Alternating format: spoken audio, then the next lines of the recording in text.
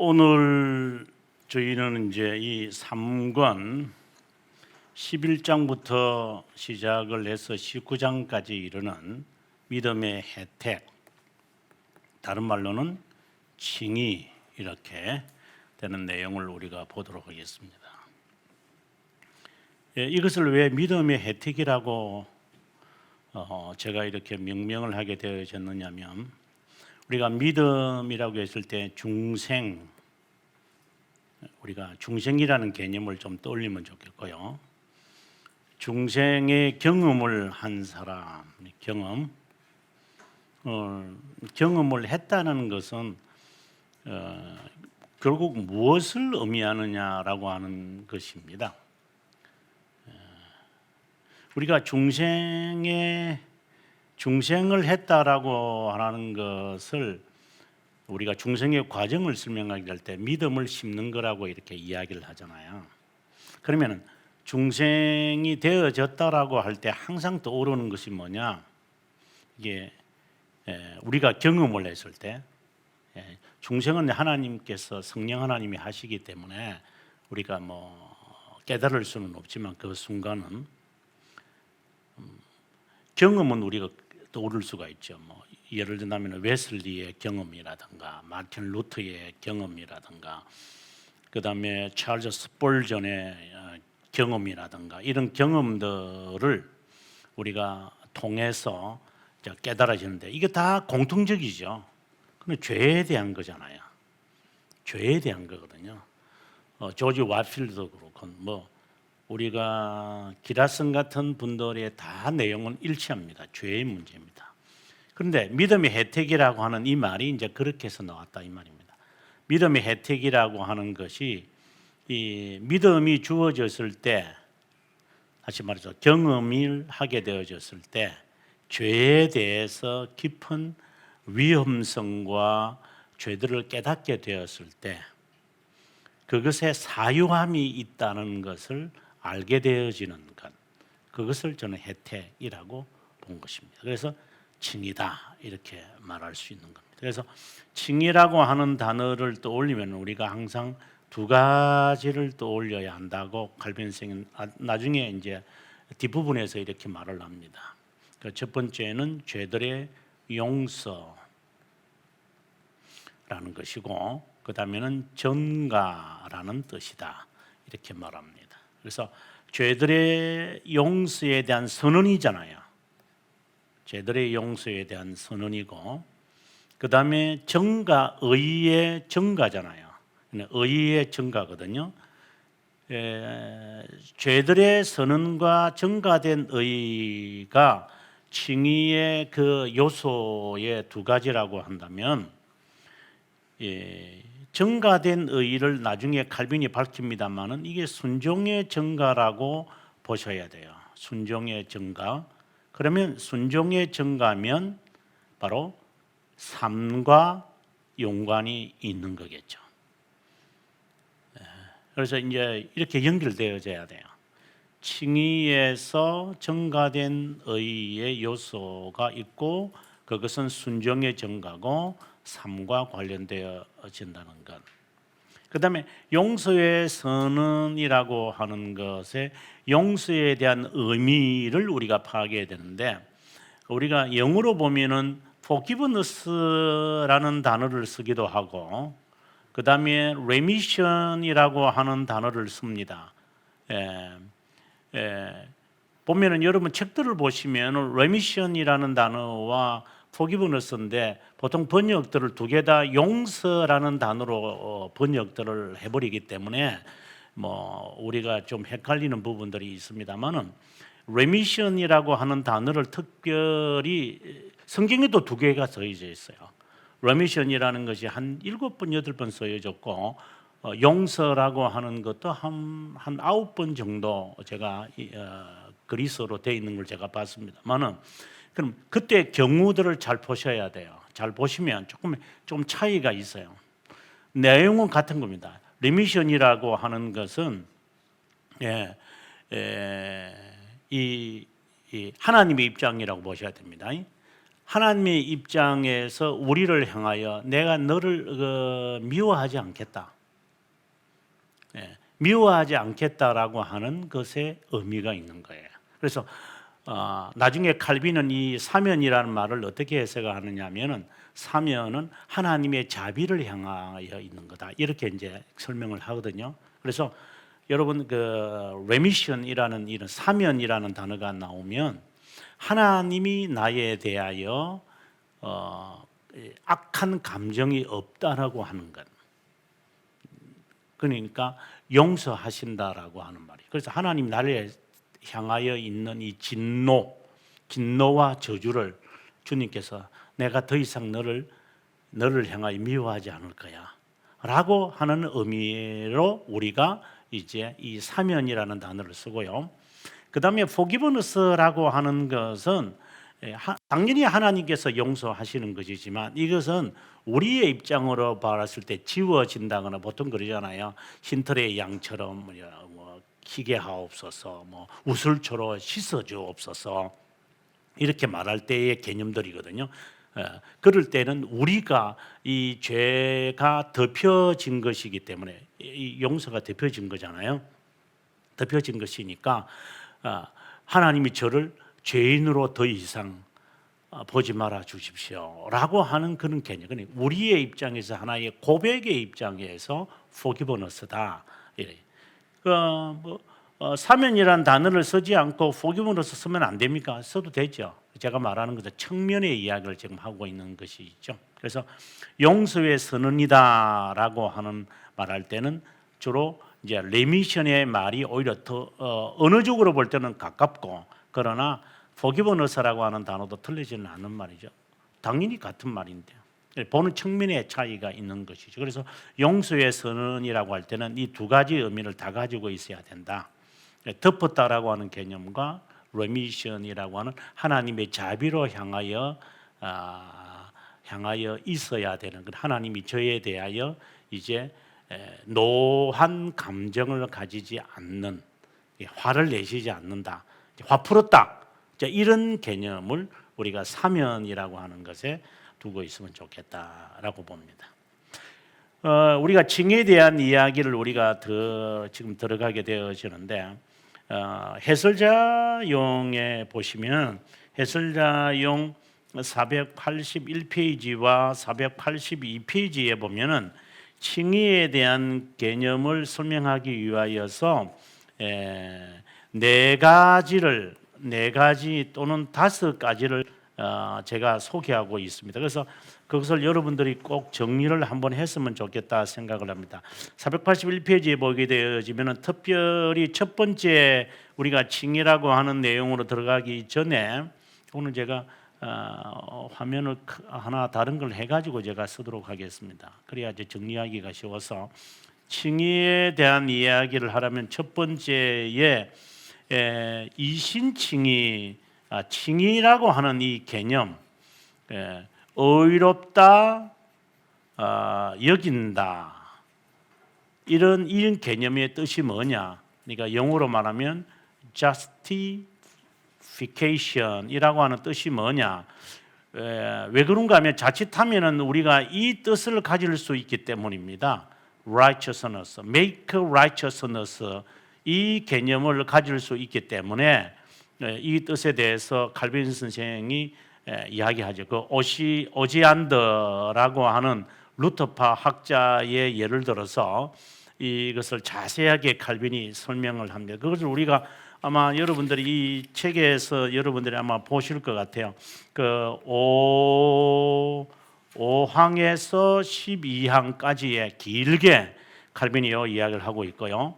두 번째로 우리가 칭의를 이야기하게 되어지면은 사면을 받는 것에 대한 뜻을 우리가 생각해요. 그래서 제가 두 번째 이야기해 드릴 거요. 그 다음에 세 번째에 정가라고 하는 이 개념을 우리가 한번 생각해 봐야 된다고 됩니다. 특별히 이것은 심판대 앞에서의 사면이다. 그래서 이 뜻은 어디에 나오냐면 3권 12장에서 이 부분을 다루고 있고요. 요거는 3권 11장이죠. 그다음에 정가라고 하는 이 부분이 이제 세 번째로 되어 있는데 이 정가라고 하는 이 뜻이 뭐냐? 의의 정가라고 하는 것은 행위를 배제하라라고 하는 내용인데 이 내용은 13항부터 시작을 해서 13항부터 시작을 해서 19항까지일 거예요. 아마 19항까지 아마 이게 전개가 되고요. 그다음에 이제 네 번째로 이제 482페이지 제가 지금 해설자용을 보면서 이야기를 합니다. 거기에 보게 되어지면은 4번 용서에 관한 이야기를 하고 있는데 요것은 이제 21항부터 시작해서 요거 아마 20항 것 같아요. 23항까지 내용이 나온다. 그래서 먼저 이 내용을 칼빈이 1항과 2항에서 요 이야기를 다 합니다. 그래서 여러분들이 아하 이렇게 지금 칼빈이 전개하겠다. 그래서 좀 더 간단하게 설명을 하면은 우리가 칭의라고 하는 이야기를 하게 될 때에 어렵다 여긴다라고 하는 이 뜻이 무엇이냐라고 이거 우리가 기억을 해야 되고요. 그 다음에 용서라고 하는 이 뜻이 무엇이냐 이게 이 뜻이 무엇이냐라고 하는 것이 두 번째고 우리가 믿음으로 오직 믿음이라고 하는 것이 이제 여기에서 칼빈이 설명합니다만은 by faith alone이라고 할 때 alone이라고 하는 이 의미가 뭐냐? 이것은 바로 행위를 배제한다는 뜻이다. 그래서 이제 행위를 배제하기 때문에 나중에 이제 14항부터 15항부터 시작을 해서 19항까지가 행위에 대한 이야기를 하는 거예요. 아주 그 핵심적인 단어죠. 그래서 믿음으로라고 하는 이 의미가 행위를 배제하기 위해서 오직이라고 하는 alone이라고 하는 것을 종교개혁자들이 붙인 것이다. 그런데 이제 우리가 여기서 헷갈리지 말아야 되는 것은 성찬식에 대한 설명을 하면서 칼빈이 믿음으로 이것을 먹고 마셔야 한다 성찬식 할 때 설명을 할 때 거기서 말하는 믿음으로라고 하는 그 의미와 지금 칭의를 설명하게 될 때에 오직 믿음으로라고 하는 개념은 조금 차이가 있죠. 여기는 행위를 배제하라는 그런 의미가 있게 하려고 오직이라는 alone이라고 하는 단어를 이제 선배님들이 붙여서 이제 그 의미를 살린 것이고 성찬식에서 믿음으로 너희들이 이것을 먹고 마셔라라고 하는 것은 고백을 지금 이야기하겠다는 차원이니까 좀 성격이 좀 다릅니다. 그래서 그냥 by faith라고 하는 말만을 갖고 여기도 믿음으로네, 저기도 믿음으로네 이렇게 이제 해석을 하면 좀 다르다. 그래서 alone이라는 것이 헷갈리지 않기 위해서 이거 alone이라고 하는 단어를 써서 어렵다 여김을 받는 것은 by faith alone 이렇게 되어 있다라고 봅니다.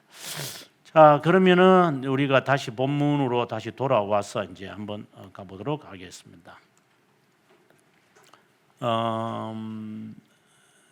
뭐 이거 믿음을 선물로 받았다. 이거는 회개하기 이른다. 이런 것들은 여러분이 전체를 설명하기 위해서 그리고 칭의 교리는 가톨릭 교회가 만들어진 이래라 아직도 묻어두고 있는 진리다. 그래서 제가 강조하는 것은 칭의에 대하여 그 사람에 대해서 우리가 알려고 하면 신앙에 대해서 알려고 하면 먼저는 삼위일체를 물으라 그랬고 그다음에 두 번째가 칭의에 관한 질문을 물어봐라. 그러면은 거의 대체적으로 드러납니다. 자신의 신앙의 정체성이 명확하게 드러나는 부분. 그래서 오늘 우리가 신앙의 정체성을 우리가 보는 것이기 때문에 아마 중요하리라고 저는 봅니다. 그러면 우리가 내용으로 들어가서 11장에서 14장에 보면 11장에서 14장을 설명하는 가장 핵심적인 문장이 이거다. 그래서 이게 이제 칼빈이 말해주고 싶은 거죠. 칭의. 이제 여기에 저는 개혁 신앙이다라고 하는 것에 좀 플러스를 저는 했죠.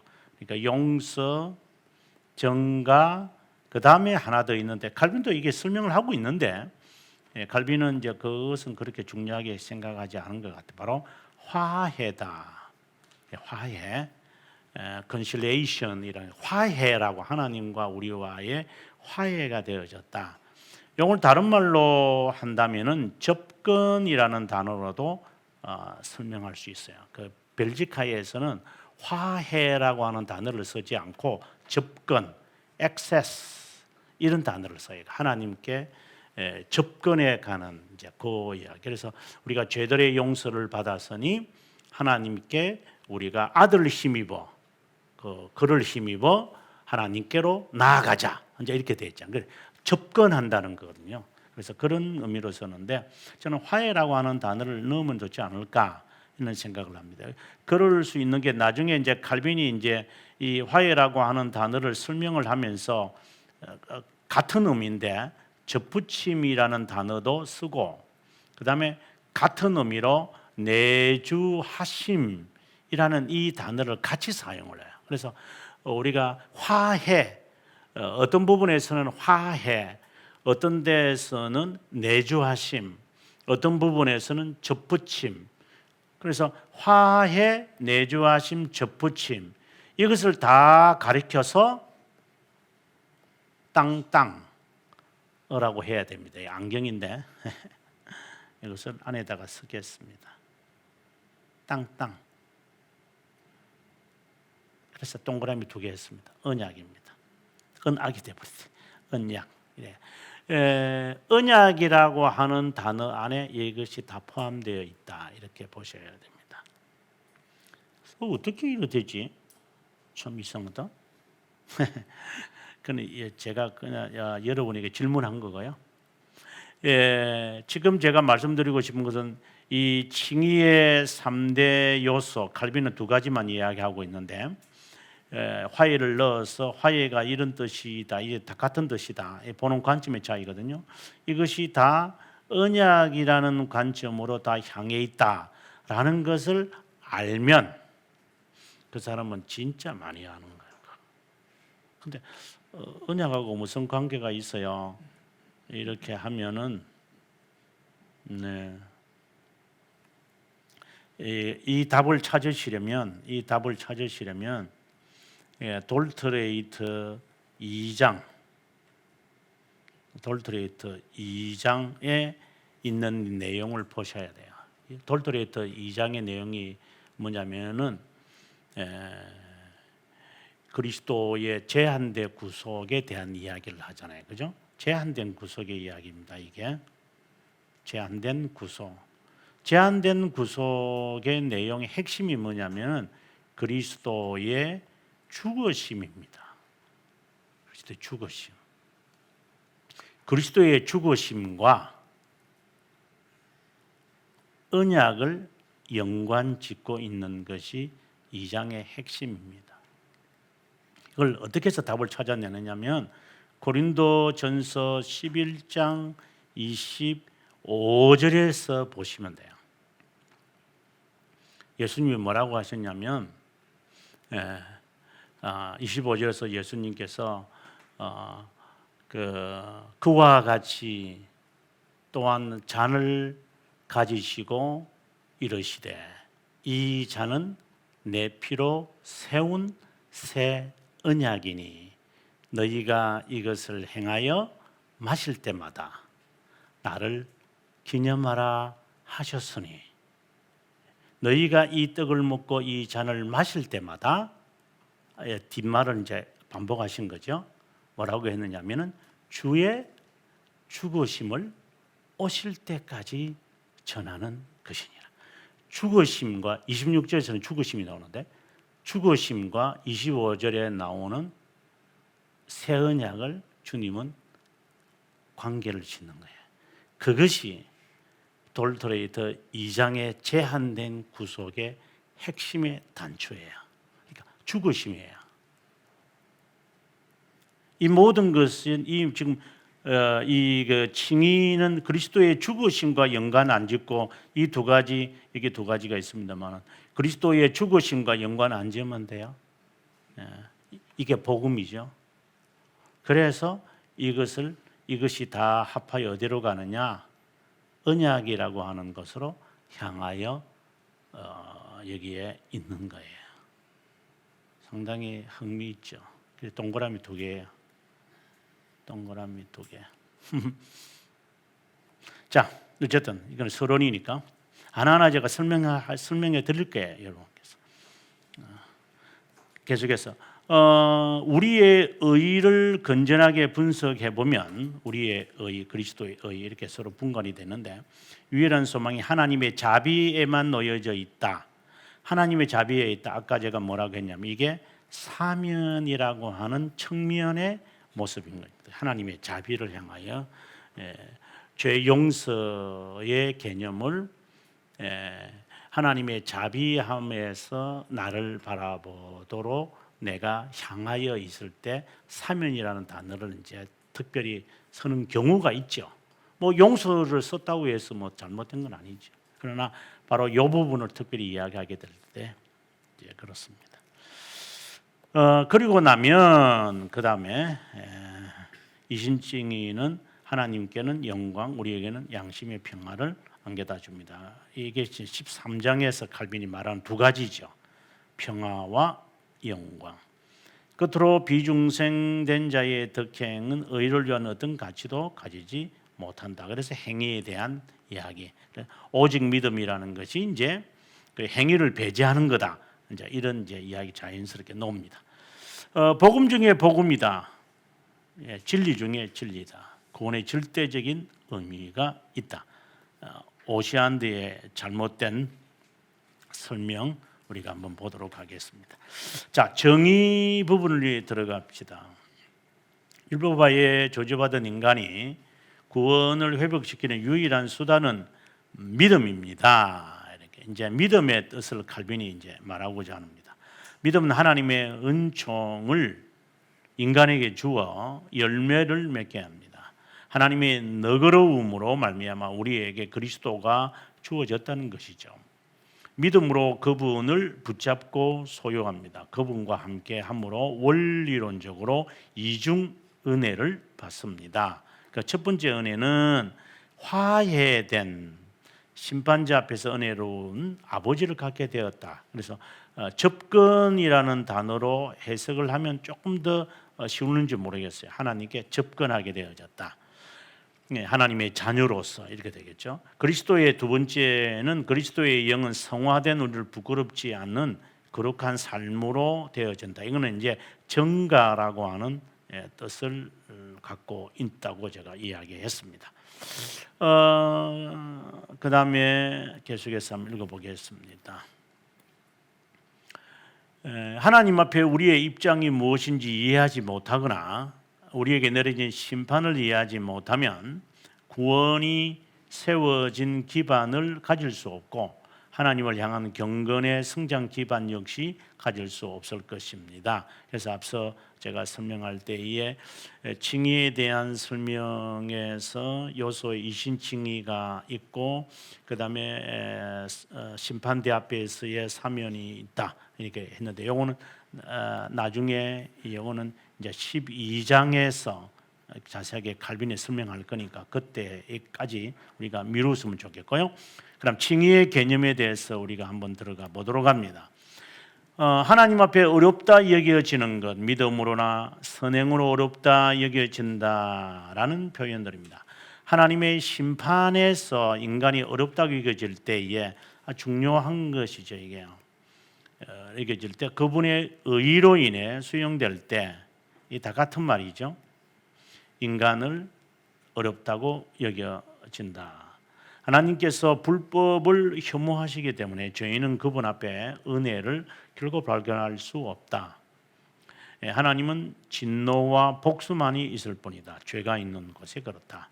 이걸 다른 말로 교리적으로 표현을 하라면은 하나님의 진노와 저주 이렇게 보는 거죠. 그래서 타락의 결과는 하나님의 진노와 저주입니다.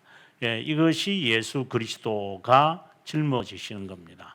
진노와 저주입니다. 그래서 왜 나를 버리십니까? 라고 하는 말씀에서 하나님의 화를 누그러뜨리셔야만 되는 것이 있고, 저주라고 하는 그 측면은 이건 측면입니다. 두 개가 있다는 게 아니라 측면은 대가를 지불하는 거죠. 그래서 죽음이라고 하는 것입니다. 그래서 그리스도의 이 죽으심은 하나님의 그 진노에 대한 그 감정을 누그러뜨리며 그 결과로 나타나는 이 저주를 이제 대가를 지불하는 이제 이러한 것이다. 그래서 죄가 있는 것은 하나님의 이것은 타락의 결과라고 하는 것으로도 볼 수 있습니다. 죄인으로 여겨지는 것이 아니라 어렵다고 여겨지는 것이다. 이것을 다른 말로는 이제 멜랑어톤 같은 경우에 칼빈도 그렇게 좀 있으면 설명합니다만 법정적 칭이다 이런 말로도 합니다. 왜? 재판장 이야기가 자꾸만 나오기 때문입니다. 그러니까 심판대 앞에서 죄인이라고 인정하지 않을 것이라 이거는 법정적 칭이다. 이렇게 나중에 칼빈이 설명을 합니다. 자, 넘어가겠습니다. 동일한 방법으로 하나님의 보호자 앞에서 의가 증명되는 순결함과 거룩함이 그의 삶에서 발견된다면 우리가 고린도전서 1장 30절일 거예요. 제가 알기로는 틀림없을 것 같아요. 1장 30절에 보면은 그리스도는 우리의 의와 거룩함과 그리고 거룩함과 어려움과 뭔가 또 하나 돼 있는데 구속함이 되셨다. redemption, holiness, righteousness가 되었다 이렇게 되어 있거든요. 이제 그런 것이죠. 그래서 그리스도로 말미암아 우리가 의가 되어졌다면 거룩함과 죄들의 용서인 구속함도 같이 있는 거다. 그런데 거룩함이 빠뜨리면 안 되죠. 이렇게 되는 거죠. 완전한 행위로 인해 하나님의 공의에 대해 대답하고 그것에 만족시킨다면 인간은 행위로 어렵다 이금을 여겨진다고 말할 수 있습니다. 그렇지만 한 인간이 행위적 의의를 배제한 채로 이게 바로 우리가 말할 때 오직 믿음이라고 하는 뜻이 되는 거죠. 물론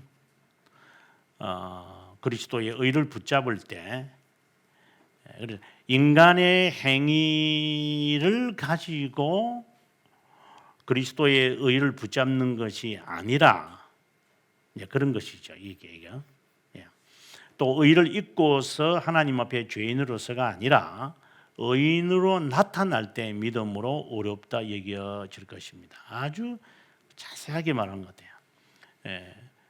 우리가 여기 보시면 그의 의를 심고 칭이죠. 죄인으로서가 아니라 의인으로 나타날 때 믿음으로 어렵다 여겨진다고 우리가 말할 수 있습니다. 칭의를 간단하게 정의를 내리면 하나님의 의로운 것처럼 하나님의 은혜로 그분께 수용되어진다라고 말해야 됩니다. 그래서 하나님이 나를 수용하는 것을 내가 믿습니다. 내 행위로 그분이 나를 수용하시는 것이 아니라 자녀로 수용하시는 것이 아니라 그리스도의 의 때문에 나를 자녀로 인정하신다라고 하는 것을 내가 수용하겠습니다. 그래서 그릇이라는 말로 이제 이야기를 하게 되어집니다. 칭의에 대한 핵심적인 것은 두 가지입니다. 두 가지다. 이렇게 이제 결론을 1항에서 이제 칼빈이 내는 것 같습니다. 2항으로 이제 갑니다.